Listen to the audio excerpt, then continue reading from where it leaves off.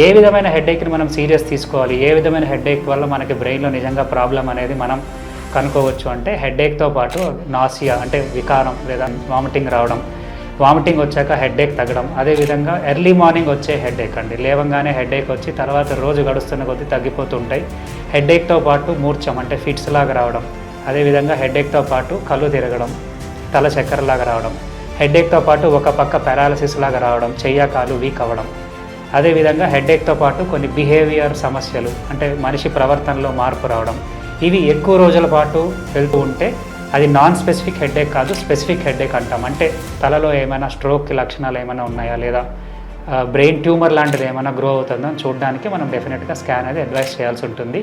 Non specific హెడేక్స్కి మనం భయపడాల్సిన అవసరం లేదు.